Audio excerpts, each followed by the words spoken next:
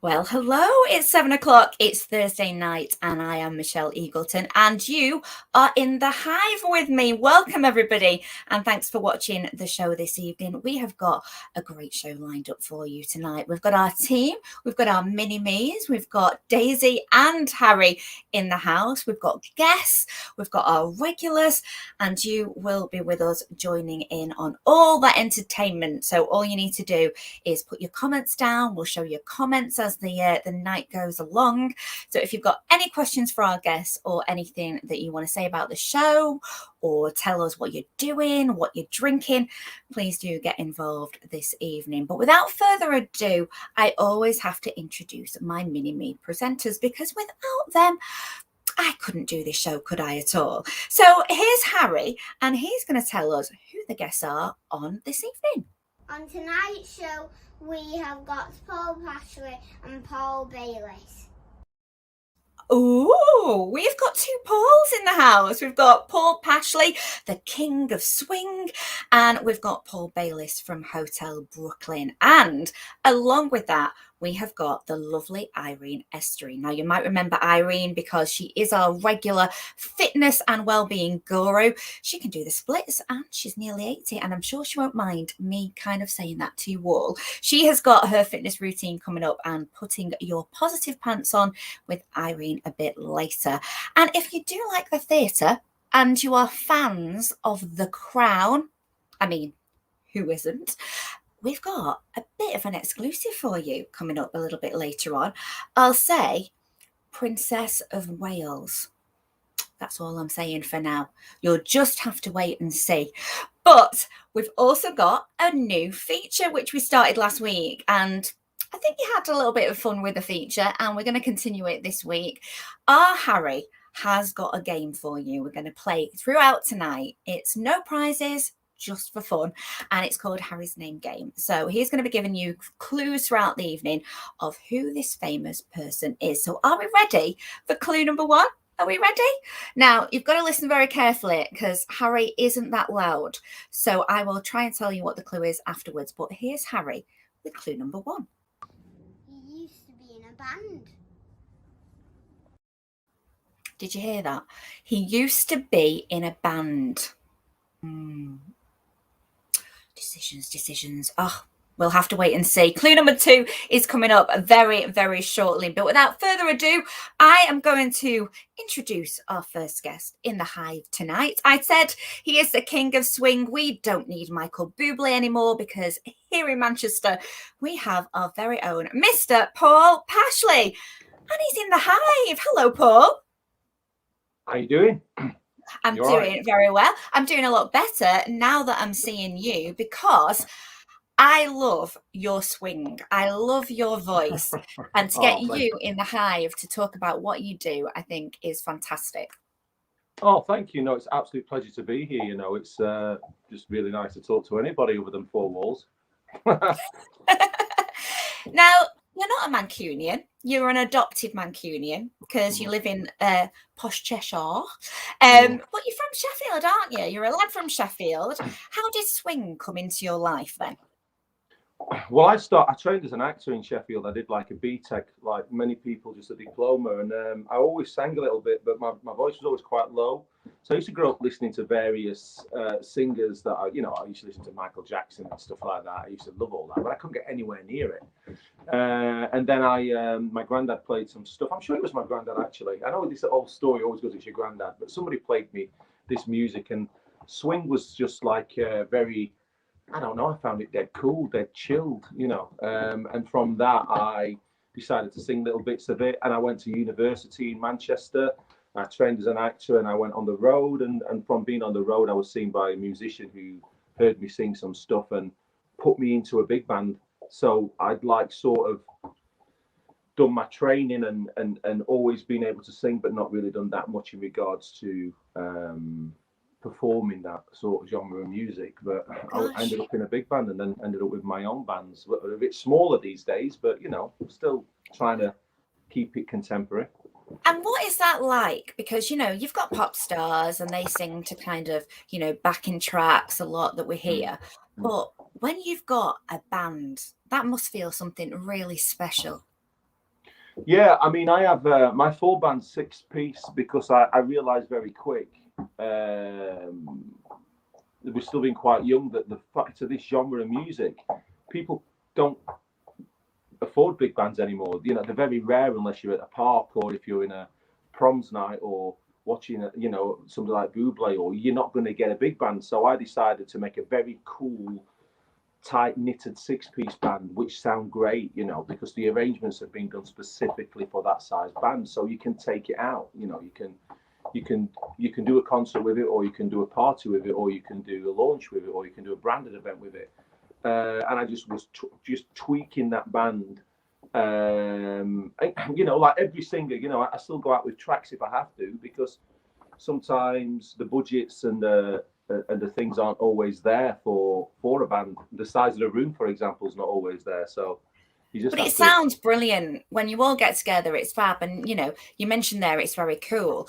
I think as well, you're what they call a contemporary crooner, aren't you? So again, you bring a bit of coolness to it, because when people think swing, you think kind of like I said before, Buble, a little bit sometimes of like the Sinatra kind of thing going on, and also Harry Connick Jr. But I've seen you do Watermelon Sugar. Huh. Watermelon Sugar, Harry Styles. I mean, come on. That is a bit of a mix up, isn't it? Well, basically, I had a really good conversation with a couple of my musicians who tour with big bands still, pre-coronavirus. But what happened with the coronavirus is, through the pandemic, a lot of the older generation, which this genre often associated with. Sorry, there were dogs. I do apologise. Yeah, sorry. It's fine. They're not in the band. I have dogs. Know what it's like. They're not in the band. So basically, yeah, pre-pandemic, a lot of people was deciding. Come here. A lot of people was deciding to maybe stay in, or after the pandemic, they don't want to go out. And I said to my MD the other week, this needs to develop. This genre is going to get lost either in Christmas or in a generation.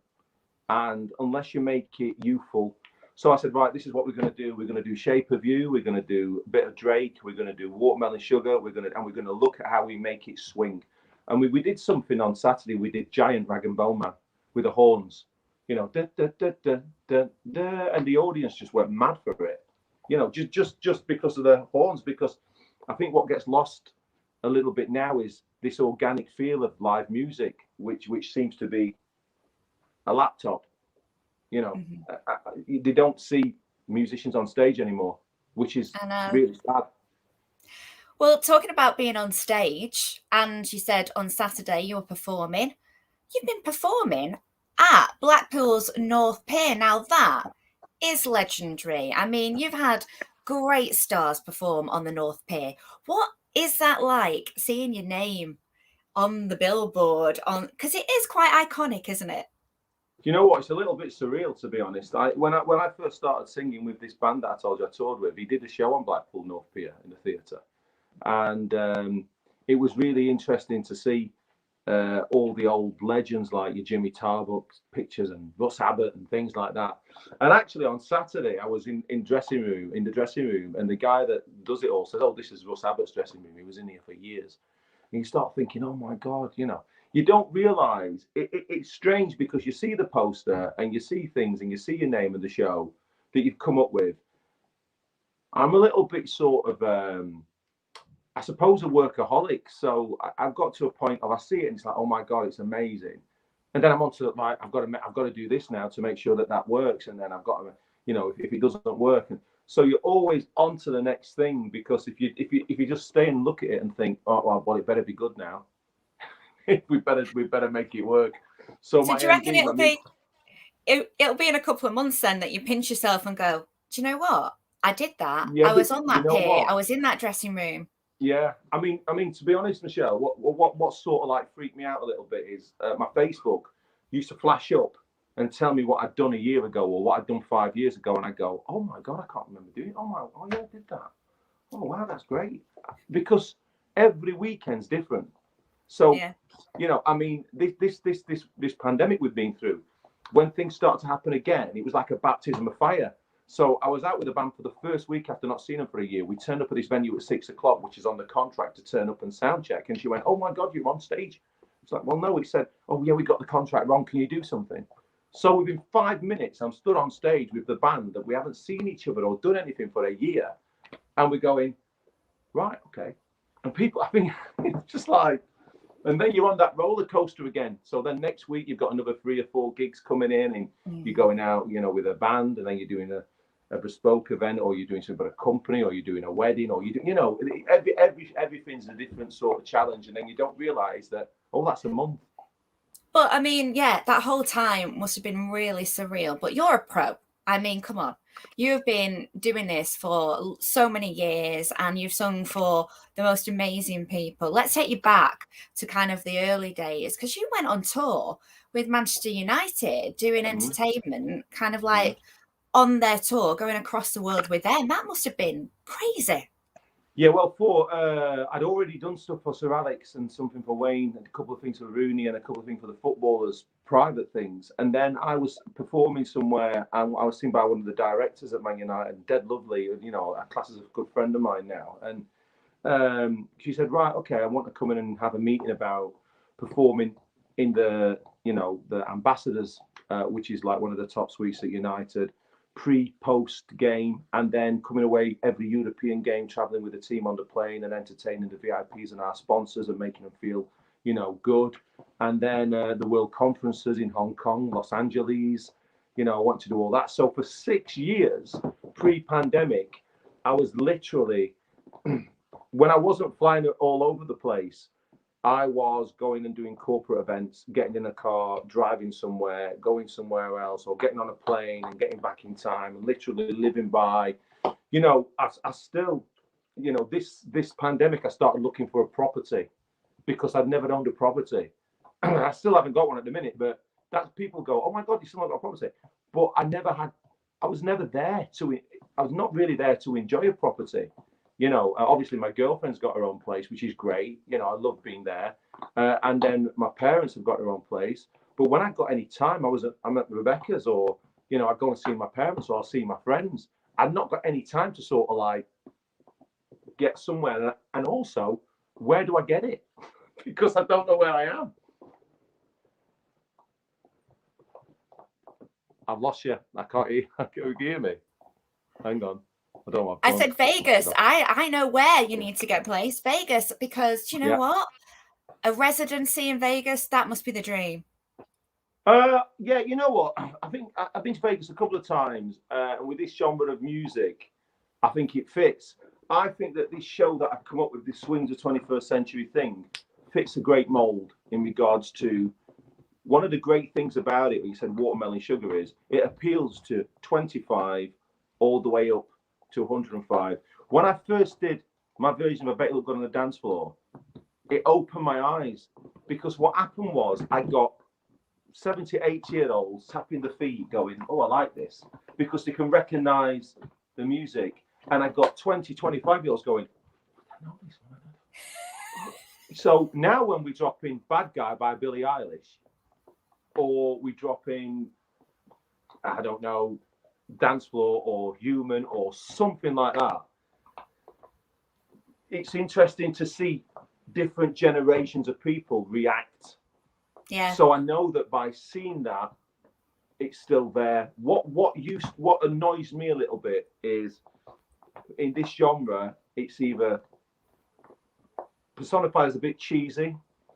I don't like that cheese side of it all, or a bit Christmassy, which is great, but I think commercially it's got a great appeal. It just needs to be reinvented a little bit, maybe. Well, you're doing 21st century swing. I've got that right, haven't I? You're doing that in Blackpool. 21st century thing, yeah. It's the same. Swing's a 21st century thing. It's the same sort of thing, yeah. And then you're at, closer to home near me, you're at Tatton Park Pop-Up Festival on Sunday doing Jazz Sundays. Now, are we going to see a little bit of what you've been doing in Blackpool? So some of that contemporary stuff, is that going to be on the show on Sunday? Absolutely. I think, you're going to get everything from the standards, what you'd expect. You're going to get everything from some of the music that you would expect people to sing of this genre. your Cullums, your Gregory Porters, a little bit of Liquid Spirit, things like that. You're going to get your old stuff, you're going to get your new stuff, and you're going to get a couple of originals as well. So we're going to make it, you know, something that's there, something that's right for everybody, so everybody goes home and has a good time.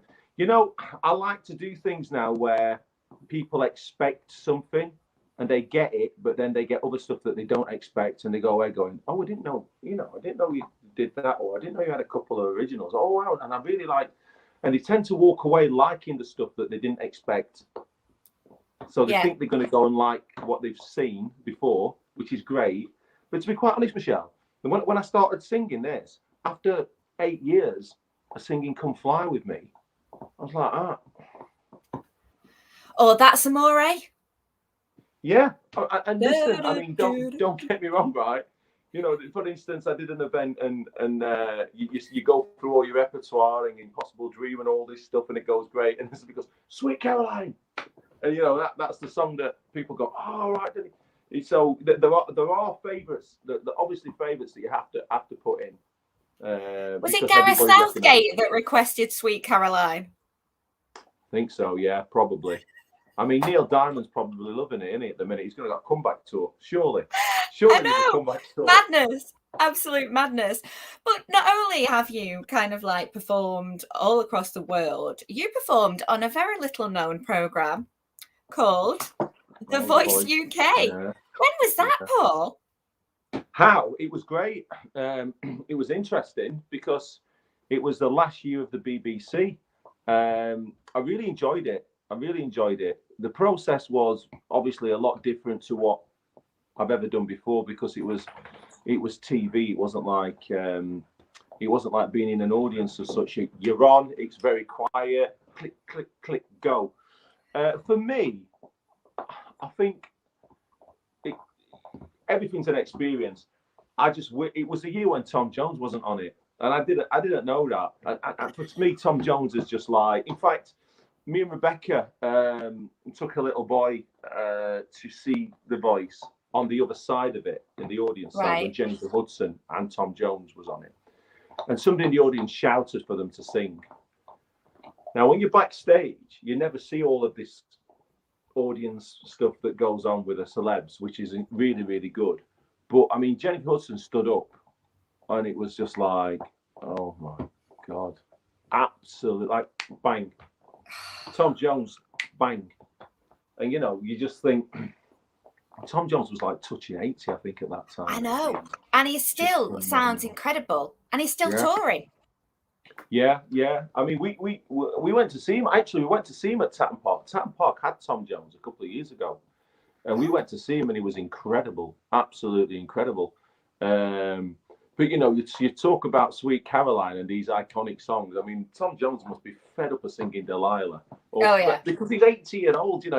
Well, it's made him a lot of money, Paul. It's made him a lot of money. I bet he's not complaining. Hey, with The Voice, though, I mean, you'd already been and performed with will.i.am. Was that before or after The Voice? That was quite interesting. Was it? Yeah, because what happened with that is, I did The Voice, and basically, I was like going out as one of the last people in the green room, and I was going out at 10:30 at night, and I was absolutely knackered. I'm not making excuses, and I was just like, you know, it's going to be great, but I just want to get it done now.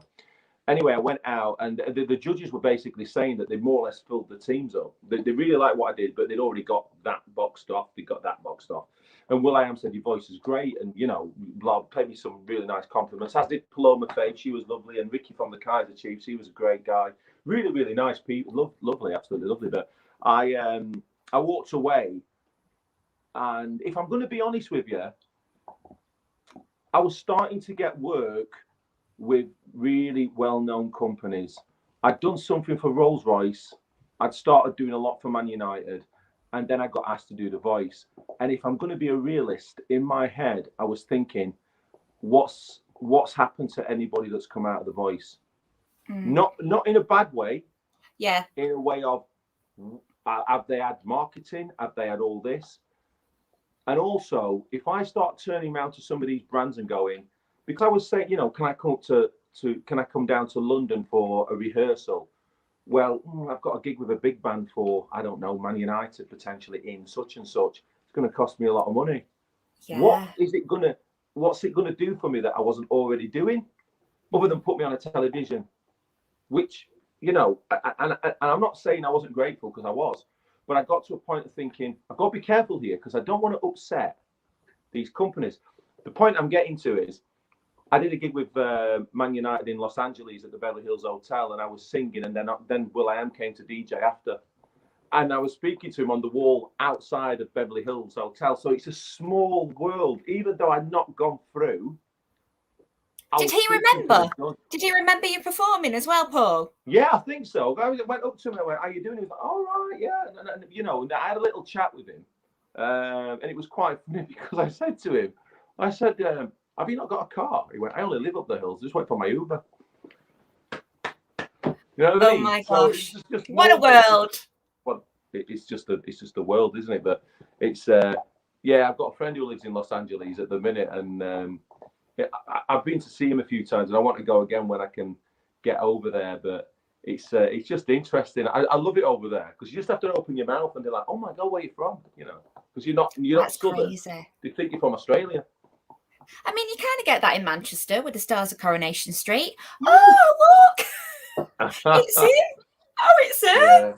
Well, I'm bit different. I play for a great charity called Once Upon a Smile. I play with some of the guys who are in Emmerdale and that from there, and absolutely great guys. And so you see some people when they arrive, they're like,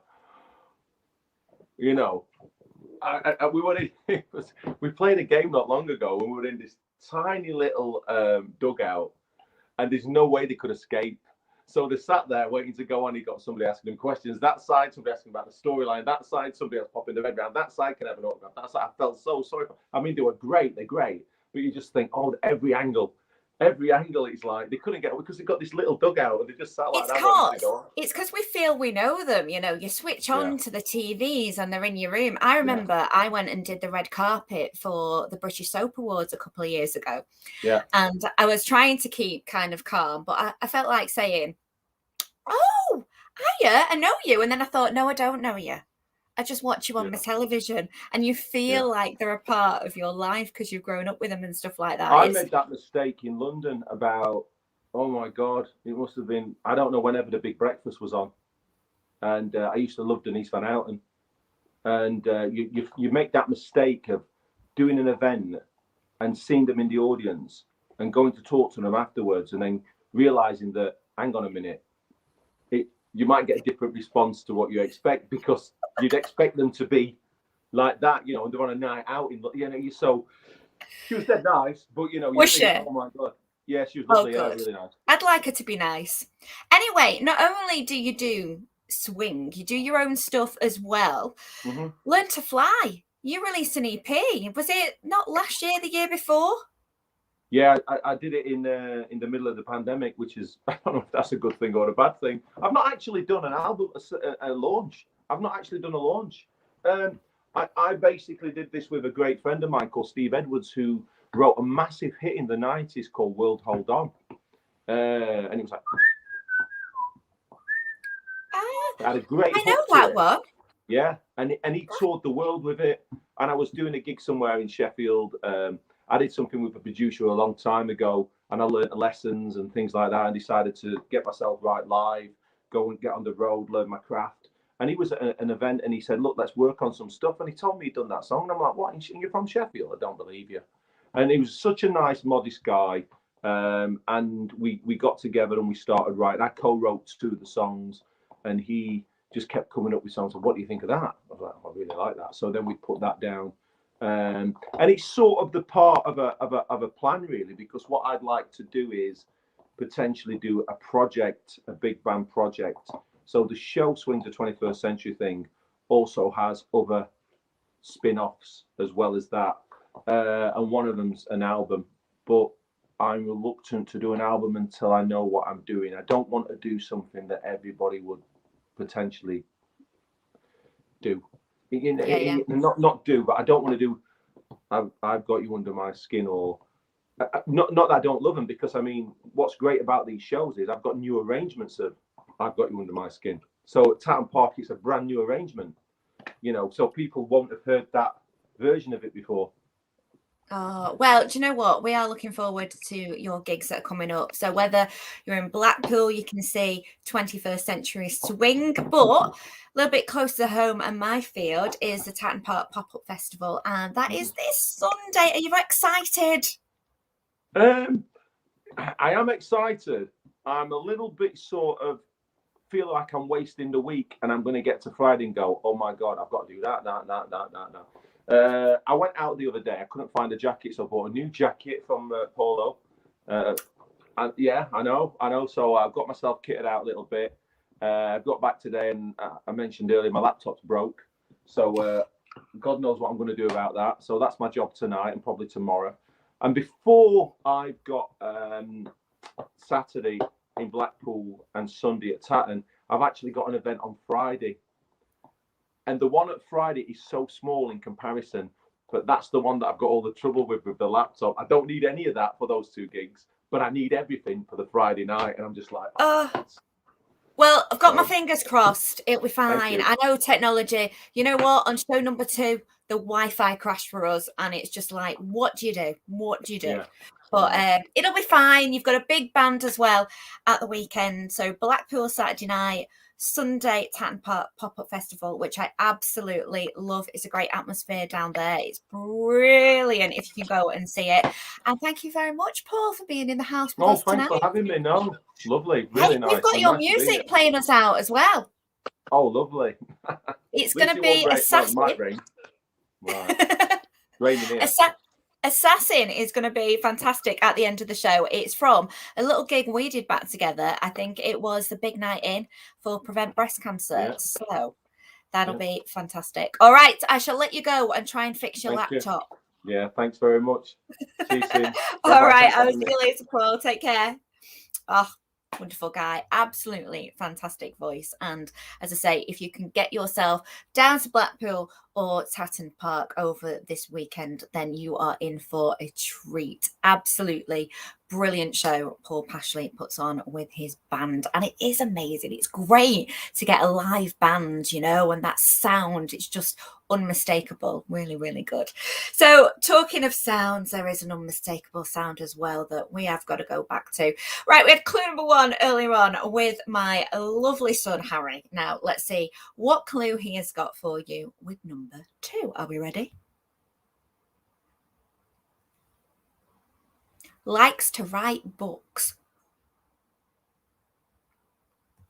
Oh, bless him. His voice is only little. So yes, what we've had before is he was in a band and he likes to write books. So please, comments, give me some ideas. Who do you think is Harry's name game celebrity this week? All right, well, let's move on, because we have got not 1 but 2 children in the house, of course, and we're going to see Daisy with her fact of the week, which is very apt to our next interview, because this week I have been out and about filming at a wonderful hotel in the heart of Manchester. It's called Hotel Brooklyn. It's on Portland Street in the centre of Manchester, and it's for a very good reason, because as of next week we have got a new feature starting on Live in the Hive, which I'm so excited about.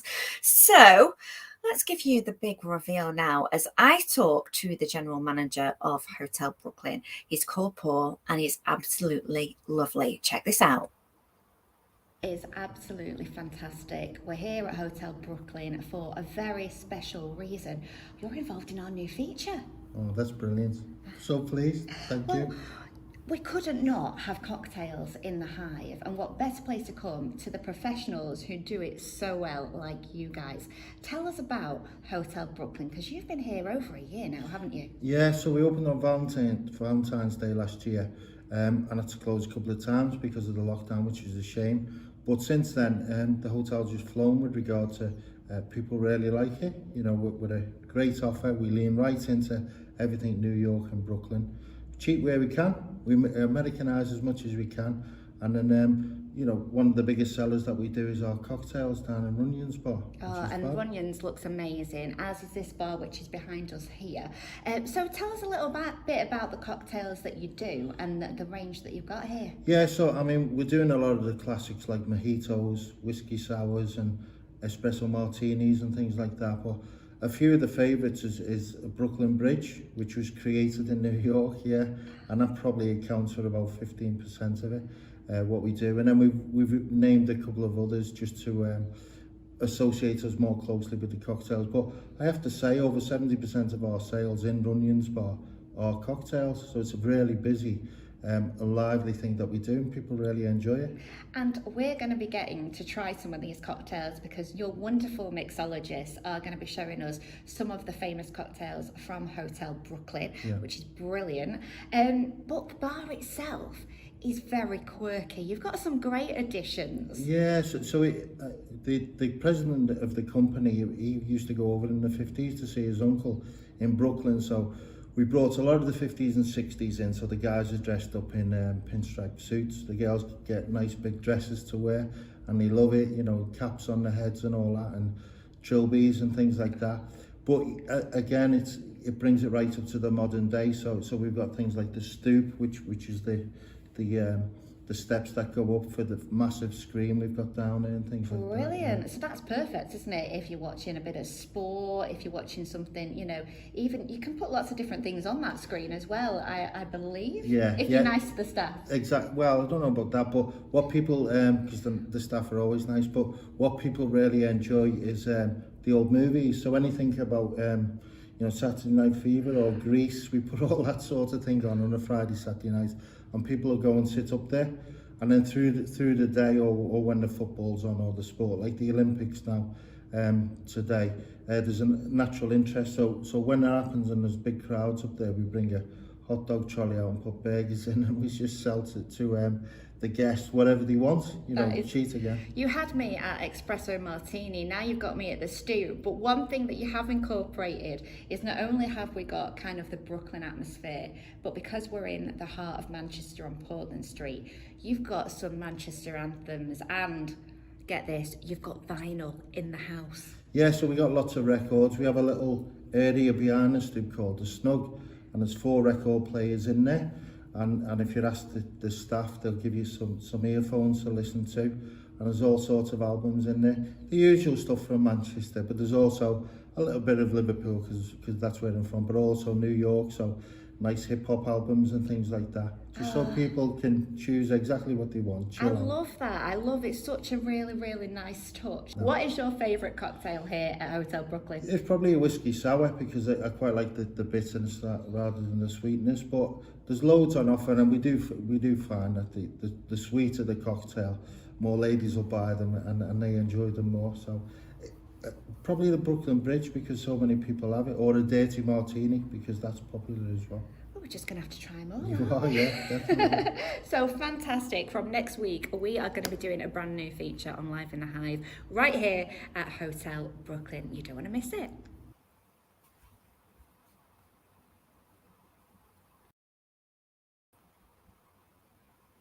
How fantastic is that? Oh my goodness, I cannot tell you how good I am for next week and that new feature at Hotel Brooklyn. Their mixologists are amazing, and we've got some great cocktails planned for you. So all you'll need to do is catch up with us on our Facebook and social throughout of the next week, and we'll be telling you what ingredients to get to join us live in the Hive and next week and learn how to make those cocktails. And then you could be having a cocktail with me live in the Hive, courtesy of Hotel Brooklyn. So it's going to be all very, very exciting. And I have tasted their cocktails. They are absolutely gorgeous. Fantastic. So yes, we've got a brand new feature which is going to really, really make our Thursday nights, I think. Somebody else who makes my Thursday nights and makes my day all the time is the lovely Daisy, and of course she has her fact of the week, and her fact of the week is very apt tonight. Our fact of the week this week is based off the one and only New York. The New York Public Library has over 50 million books and other items, and is the second largest in the nation to the Library of Congress.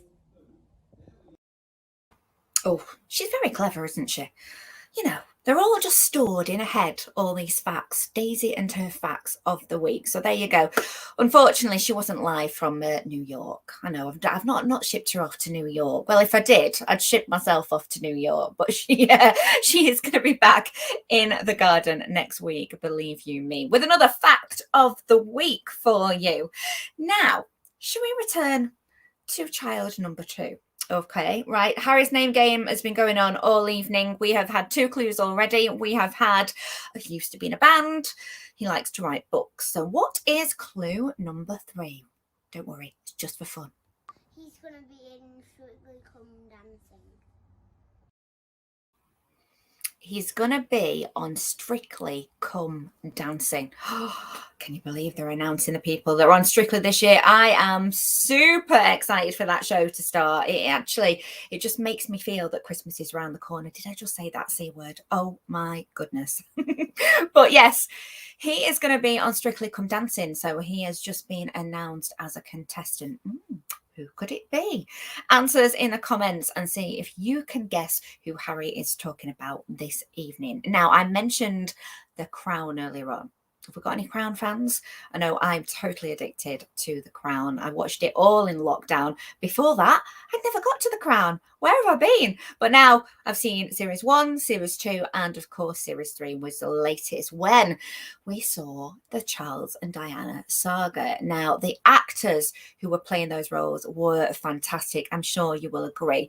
And the lady that played Princess Diana, the Princess of Wales, was called Emma Corrin. Now, she won a Golden Globe Award for her performance as Princess Diana, and she is starring in a fantastic new play called Anna X. Now, it's been on at Harry Pinter, the actual theatre that's down in London, and it's not being shown anywhere else, this play, apart from the Lowry in Salford. So it is an amazing chance to see Emma Corrin live in the theatre. And not only that, she has got another talented actor called Naham Rizwan. Now, you might know him from a BBC One show called The Informer. 2 amazing actors. It's a 2-hander play. It's 90 minutes long, no interval, which means it's going to be really tense all the way through. And it is called, as I say, Anna X. Now, the premise of the show is about 2 people that are trying to trick each other with their identities. So in this world where, you know, we have catfishing going on and people can pretend to be something that they're not, well, they're doing this in the New York fashion world. It's really, as I say, tense, quick, gripping. And I have got the 2 actors for you tonight, and they're doing a little bit of a skit on a BBC show called Would I Lie to You? Now, me and my husband, we absolutely love this programme because you've got to tell if the person is telling the truth. So they've been doing this in rehearsals. So let's see who is the better liar. Is it Emma or is it Naham? All right, okay, so let's see on this clip. Here's Emma Corrin for you, and it's all to do with Anna X. Hi, I'm Naban Rizwan. Hi, I'm Emma Corrin. You're never going to get these. I will. Which one is the truth? My cousin is a world record breakdancer. And what's the world record for? How do you make a world record in breakdancing? You breakdance for the longest amount of time. You break dance. You break the world record breakdancing. You breakdance for the longest. He broke dance. He broke dance. Okay, no, that's a lie. Okay, the broke dance. No. I used to break dance. When I was younger, I had an imaginary friend called Clive. I once went through a phase where I thought I was a dog, so I would only drink water from a bowl off the floor. Third one's definitely true. Because I know you own a dog and you definitely try and imitate each other at times. Yeah. A, since I can remember, I've had a phobia of stickers. B, my school teacher banned me from running in the playground. C, I refuse to eat food that is red in colour. Oh my god, you could be any of these. Because they're all weird and specific. Thank you. Pomegranate's your favourite fruit. So, can't be the third one! Ooh, See, I did tell you something about them. Okay, I think even numbers are good and odd numbers are bad. If I didn't follow a career in acting, I wanted to be a designer of sunglasses. I'm related to Dame Judi Dench. Well, if you were related to her, you wouldn't call her Dame. Sunglasses. No, numbers. Numbers is Yeah, true. numbers is true. Yes. I did a speech in the House of Lords age 7. Age 12, I ran the equivalent of a half marathon up and down the street that I lived on. And I recorded a music track and sold copies in the playground age 10. Well, the last one's true for sure, because you were into music. I don't think you would have done another one on running. Okay, tell me about the speech you made in the House of Lords. Okay, so my mum launched an Urdu language primer. She invented a letter in the Urdu language that she felt should have been there, and it wasn't represented. Anyway, so there was this big launch, and it was at the House of Lords, and yeah, I did a speech. She made me do a speech, me and my brother, and yeah. Okay, well, the first one's true. I'm just too honest. I can speak 3 languages. Sorry. You actually do it in the show, at least. Okay, so I can speak 3 languages. Yeah. I often have a recurring dream that I travel through time on a skateboard, and I can do the splits. On the skateboard, where you're traveling through time. Just trying to put 2 and 2 together. And I can do the splits. What 3 languages? French. You would say English first?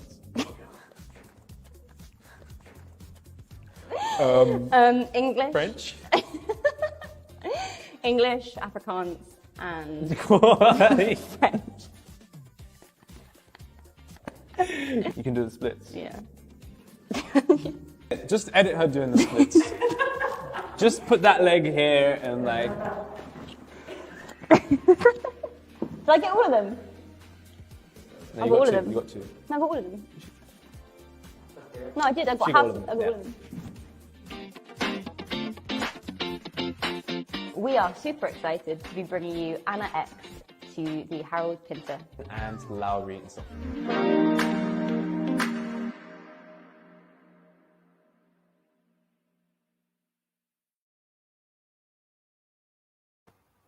Brilliant. Oh, I think they're having such fun there. Flipping heck. Oh, Emma Corrin. Oh, I can't watch her though without thinking Princess Diana. And oh, she is an amazing actress, and I'm sure she'll be absolutely thrilling in Anna X. So that is on at the Lowry if you want to see an absolute A-lister there and a Golden Globe Award winner. Wow, and she's only young. Gosh, some people are so blooming talented. Talking of talent, though, we have got our own talent now. One of the team, Irene Estuary. She is our fitness and well-being guru, and she tells us every week to put on our positive pants. And this week, we're doing that, and we're also holding in our tummies, aren't we, Irene? Hello, join me today in some tummy exercises, not for the faint-hearted, but we'll start slowly. So, sit up nice and straight, the hips, the feet, everything in parallel, nice, smart spine, check your posture. So just hold the back of your legs and slowly, bit by bit, go down just behind your tailbone and sort of tilt your pelvis up. Just hold there. Now, this little bit here is holding all this. Let go. And then, if you can do this, start to move your arms. Keep holding on that tummy and breathe. Then we can do another little tummy one. We can go open, close, open, close, open. Great. And build up to as many as possible, maybe a minute, even 5 minutes. You want to be challenged a little bit more, but be sure you're up for this. Make sure you've nailed the first one. So this is a little bit more advanced. So you're down on your elbows, puff your chest up, and then press down so you've got an arch in your back, and let go. Down on your elbows and let go. Can you notice there's absolutely no movement in the body? Try to smile and definitely breathe. And down. It's extremely hard to do this. It looks simple, but it isn't. And down. And finally, you've got to be up for this. You've got to hold everything in there, all this bit and all this bit. And the way to do this is to slide the arms to the back of the legs, draw the feet in and lift up. again. 2, 3, 4, 5, 6, 7, and 8. Thanks for joining me. She's amazing, Irene Estrie. And you know what? Those tummy exercises are great. You can really feel those muscles contracting, and she can hold them up way more than I can. My body starts to shake, but Irene, you know, if you start doing them slowly every day, you will build up, as Irene says. And she's going to be back for more positive pants next week. Now, I know you've been joining in with the comments that you have been sending in about who the celebrity is for Harry's name game.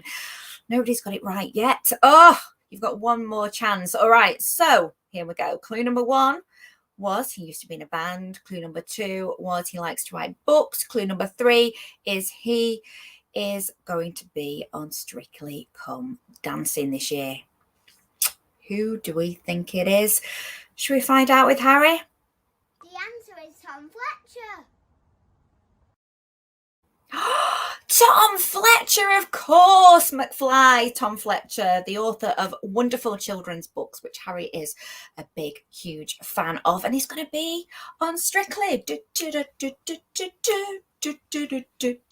I think it's going to be great. I really, really do think he is going to give the other contestants a run for their money, and we'll be able to watch him a little bit later on in this year. All right.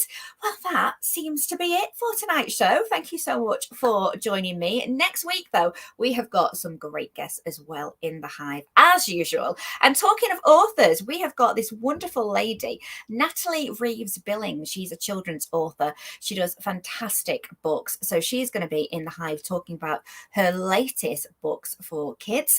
And this guy who absolutely rocks, Ollie Dunn, the chocolatier. He is just brilliant. What he does with chocolates, his energy. Oh, I cannot wait to have them both in the Hive. It is going to be fantastic. So I hope you can join us next week for the show. Thank you again, as I say, for joining us this week. Thanks to Irene. Thanks to my mini-me's. Thanks to Emma Corrin, of course. And yes, I'm going to leave you now with the lovely sound of Paul Pashley, who was our guest at the top of the show. And this is one of his original tracks from his EP, Learn to Fly. It's called Assassin. See you next week, guys.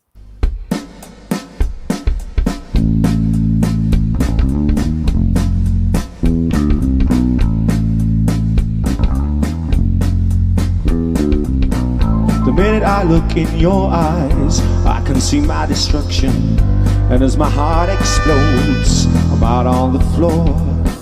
The problem is I can't disguise what you may call obsession. What if I lose control? What if I can't let go? You're playing games and I don't know the rules. Maybe I'm a fool to feel the way that I do. Yeah, the word is out, you are my assassin. You just tried to kill me once again, and I should run, use witness protection.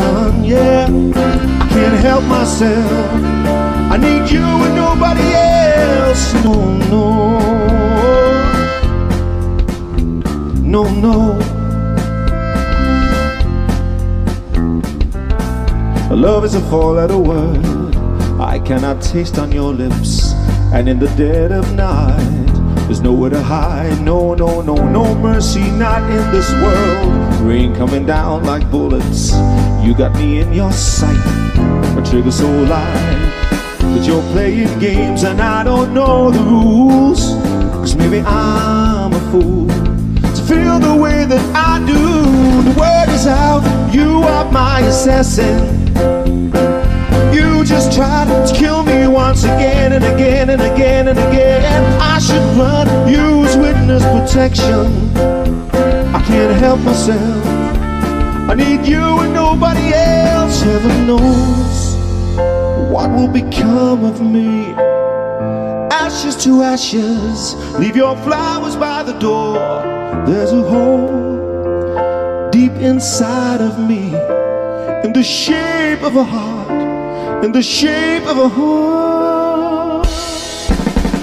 Word is out, you are my assassin.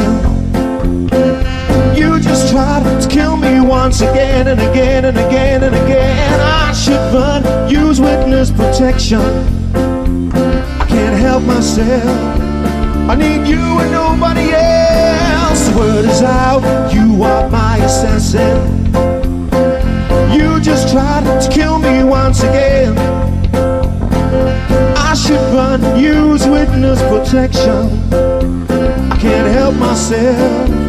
I need you and nobody else. No, no.